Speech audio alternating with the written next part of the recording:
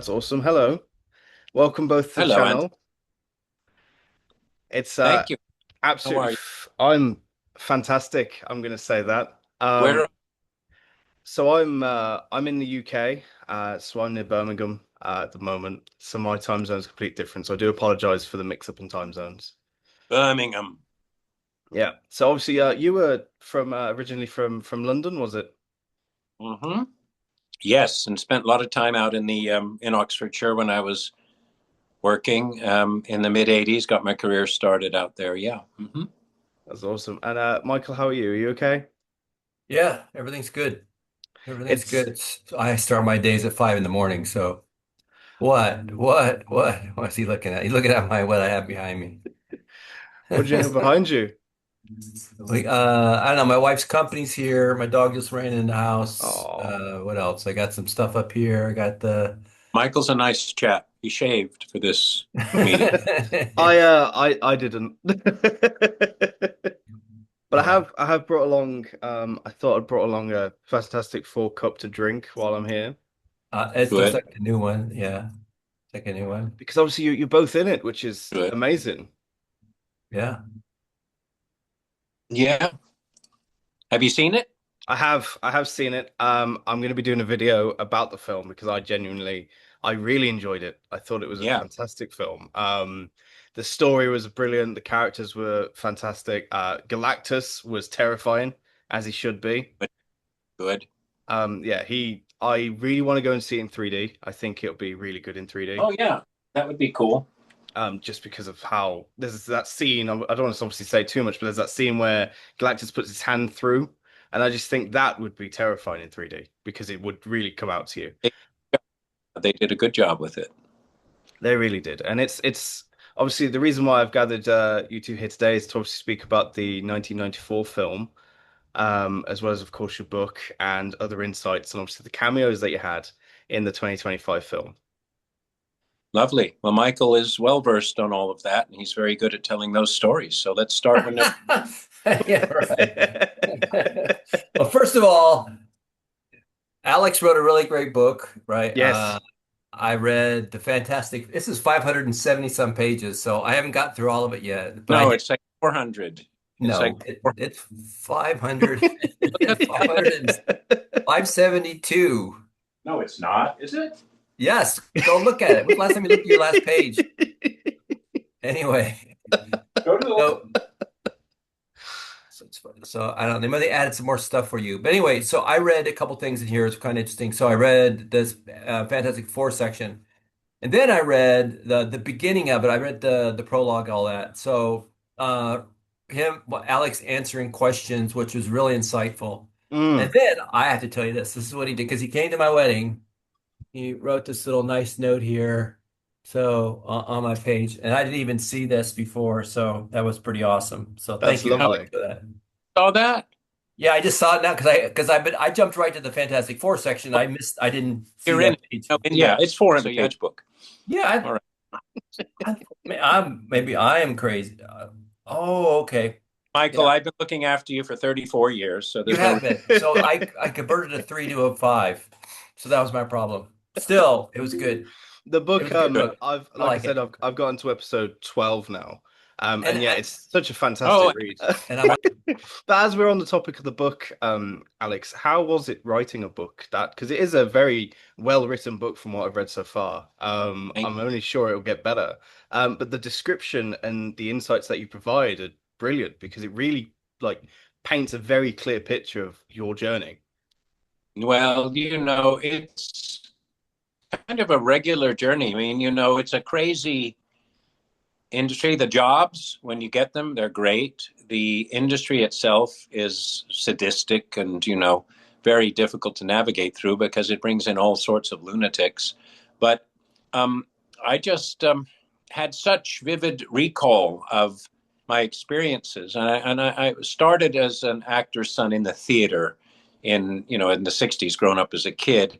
So I was used to being around sort of oddball characters. Mhm. And once I started to get into small parts in really interesting films, I realized that my journey is mercurial and that celebrating the ups were sort of more illustrated by, in a funny sort of way, suffering the difficulties. Yeah. So it has a philosophical reality to it that I hope is transferable. And if someone's interested in, sort of behind the scenes movie making or an actor's life, full stop, then of course that's there. But the bulk of the book is really a survival story. It's a time travel love letter to my experiences that very few would I want to recreate. But the great thing about being an actor, or in italics, might I dare say artist, is that you're always confronting new obstacles and opportunities, but after a while you bring with it the same skill set, the same tools, and as long as you keep your wits about you and don't get too ahead of the successes and failures, then I think you can craft a relatable story, which is based on a life. Yeah. And that's what I felt I did. And it You know, is it yeah. So sorry, Michael, go on. so just me reading the sections that I read, I was impressed by Alex painting the picture of Hollywood, the landscape physically and mentally. And it talked about his hardships, like with past marriages and the stuff that he's went through and how that's affected him as he's carried on this life as an actor, I was told, an acting coach told me a long time, you got to have your personal life and your acting life together to try to be successful. It's tough to do one or the other for a lasting career. And through all the ups and downs that Alex has went through, personally and through career, he's had a really tremendous career. So that book is like an homage to him and his perseverance and to what he went through. I think it's a good uh, book for any aspiring actor to read and understanding the pitfalls and what the difficulties are, because it's not show friends, it's show business, right? Yeah. Well, thank you. Yeah, there's also plenty of good horse racing and cab driving stories in there too. So Yeah, I didn't know he was a cab driver. I read that like, what? So So all I can imagine is being picked up in a cab and then having Mr. Fantastic driving I know. it. Yeah.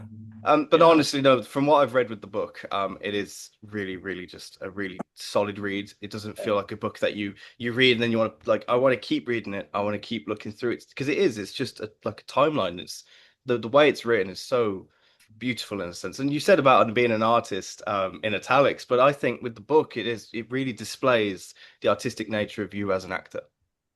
well, the experiences have informed me, and again, while I still had my wits about me, I thought, I wrote it really for my two sons, so they could, either learn more about me or and someday remember me. And of course, neither one of them have read it yet, so I'm glad you are.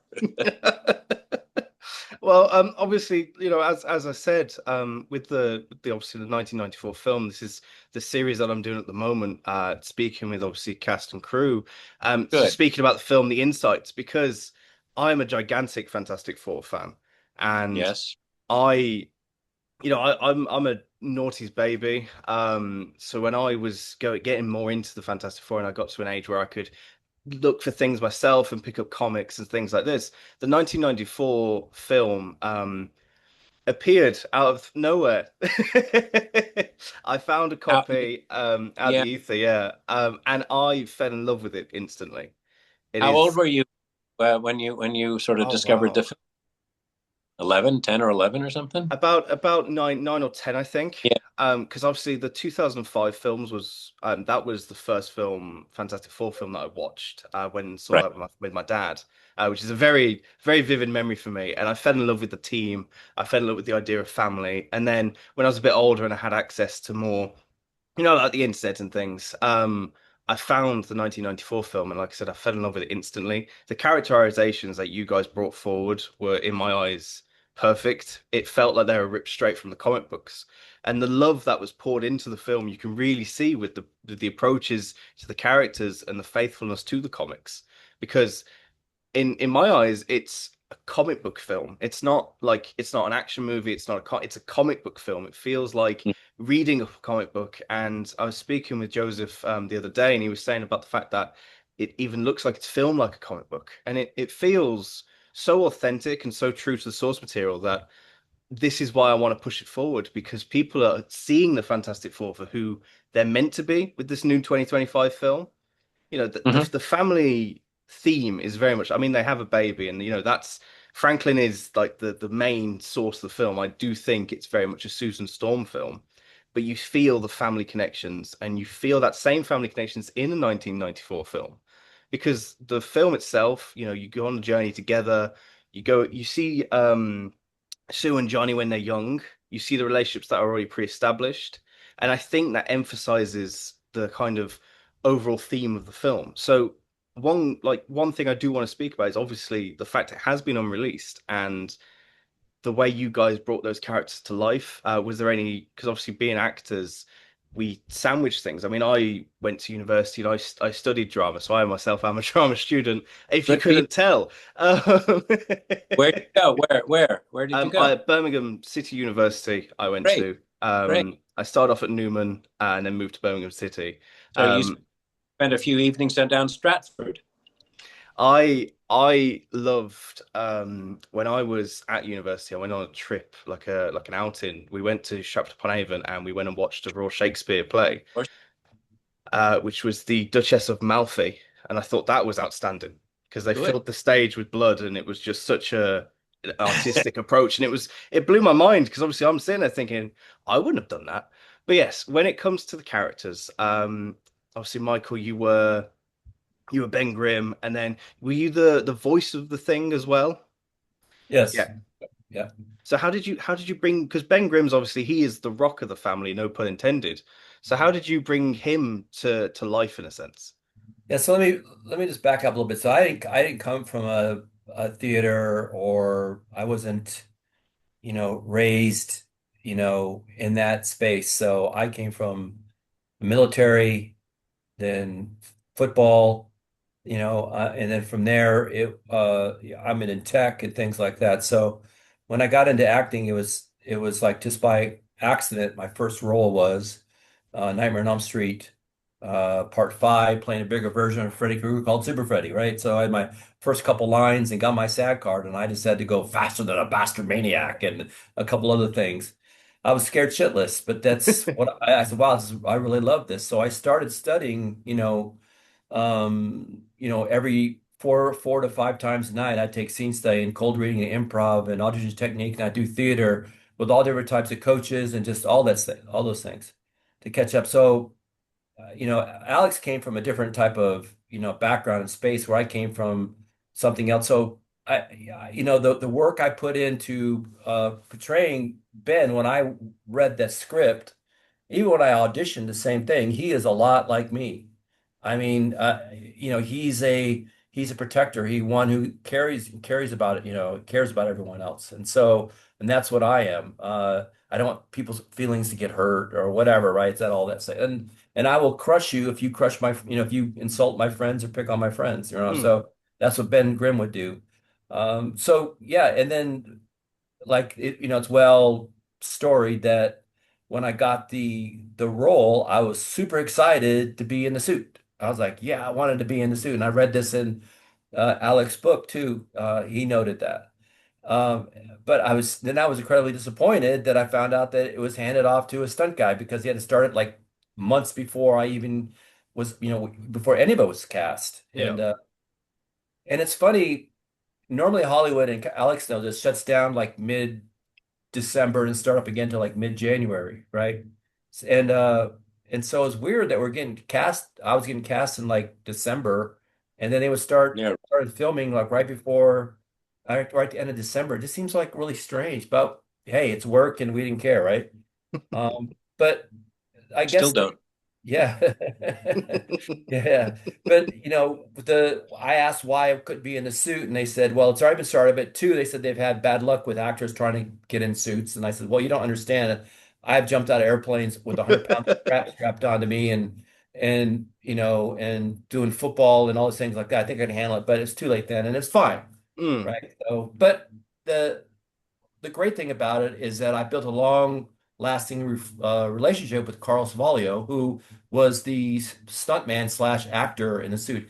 That guy's been in every movie you can think of, Far and Away. He was the guy who got his head crushed in Casino. I mean, the list goes on. Yeah. So that was it. So I just did the voice, and Ben Grimm is a lot like me, a protector. One he's a little sensitive, but when it's clobbering time, it's ready to kick some ass. So that's what it was. And It wasn't. Michael, Yes, sir. in our film, did you come back and forth? Because in this one, Ben is only referred in flashbacks, and then he's the thing for the rest of the movie. But Mm. she was asking me Yeah, the other, yeah, you're back and forth, right? You sort of yeah. transformed in Once, yeah, once when we went down into the jeweler's lair. Remember, and then right, Alicia Masters, and she right. goes, So "Oh, like Ben," and then what I melt. Yeah, the yeah, Hulk is it kind of like the Hulk that you transform when there's an yeah. emotional trigger?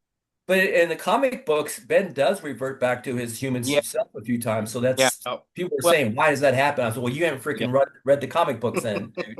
Well, what he was saying about our film, which is unique to the other films, is Yeah, that we're the only origin story. And I I agree. think that I've been reading origin stories are really frowned upon now as sequels. And so they're probably never going to do the origin story. They refer to it in flashbacks in this new film.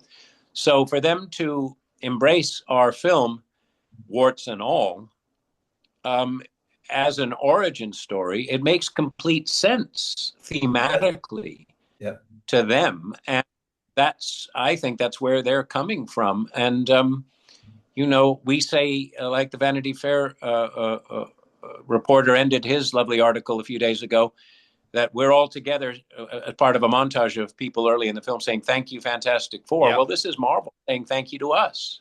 I agree And completely. it doesn't matter what you think of the film. Um, you know, the purpose of this film, as skullduggerous as it might have been 30 years ago, is now serendipity. And it's not we're not responsible for it anymore. We were never responsible for the production. We didn't own it. We were only we were only responsible for the way we behaved and the way we worked, and we happened to gel. And Michael, as he'll refer, and Jay and Rebecca, they relied on Alex the actor just as they would rely on Reed the character to sort Mhm, of mhm. hold everything together. Yeah, And there were only a few ingredients that were required, because the origin story in Craig's script and the way Roger produced is he trusted his people. It was very clear. It wasn't hard to make the movie, and I think that allowed us to just be natural. and the thing is, Alex, everybody took on, everybody pretty much had those same characteristics in real life as they did as their characters. Mm-hmm. And even when when the trailer played at the Shrine Auditorium in Los Angeles, and there was a line out Yeah, the door, down the street, and around the corner to watch the darn film, the trailer. just the trailer, 3 minute trailer. And Alex and I were standing in the back, and I remember that. And he turned to me and he goes, "We got to do something about this." And I said, "Okay, what?" And he goes, "I'll get back to you." He said, "Let me put something plan." That's Alex. That's Mr. Fantastic. That's what he does the whole time during the whole filming, during post. Even we go into autographs and signings and things like that. I learned a tremendous amount from him. So, yeah, it's been we are the characters. So Yeah. it's kind of cool. I think that's lovely as well, though. Yeah, I you got mean, to tell the story when it's ready to be told. And what Michael's referring to was it's the age old quest of a theater producer or an actor manager, is find your audience. And when your audience starts coming looking for you, you got to give them a show. Yeah, And we yeah, were very limited in what we could give them. So then we had to give them ourselves, and we booked a tour.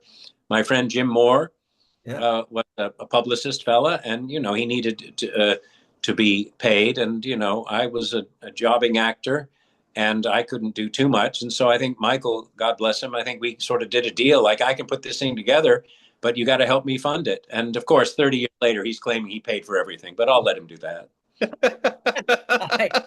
All I know is they went and asked Roger for the money back. Yeah. He goes, "Yeah, You no, don't have that's not happening." Roger for, I'll give you a picture. I'll So, give you pictures, but they won't have George Washington's photo on them. yeah. But I even in the documentary Doom, I mentioned that too, that I paid like I don't know what it Yeah. was. And my ex-wife reminded me of that every day. Trust me. So, that's for sure. Shouldn't about money, which is a good thing because we very rarely have any. But yet the thing too is that it really this is way before you could do your own movies and and things like that Yeah. and promote your own things, right, on Mm. social media. And we Hmm. did it grassroots. Yeah. Got in a plane, got in a car, went places, did all this stuff, and promoted the film so well that Bernard, whoever, Yeah. whatever, Aaron, or whatever, they heard about it, and shut us down. So that's all Yeah. good that we're Shoot, doing. shoot the movie or shoot us. Yeah. No, he's right. Way, that's why it doesn't matter anymore what if this film is judged for its quality or its Yeah. minuscule production. Like Michael's referring to, where do you get content these days? Well, you stream stuff, and a lot of the stuff that's streaming is foreign pickups of dubious quality compared to things we grew up with. And Yeah. then, of course, you go to YouTube, and then you might see emerging talent do something interesting, but you're watching them tell the story. You don't criticize the production value. My lord, what are you, some old-fashioned film critic? And so our film is an easier watch now in this modern landscape of content than it would have been had they pretended it was a movie worth releasing. Yeah, I agree. I agree. I agree. And obviously, one of the main things I'm trying to do from my platform that I have is obviously spread the word using the hashtag release F494, which is actually an abbreviation. I, What is it? um, it's hashtag release F494, and funnily enough, that abbreviation I actually like came that. from Kat Green herself. So she, when I've been speaking with her, Good. she put about the film, she put in referring to the film, she just put F494, and I thought that is so Ah, catchy.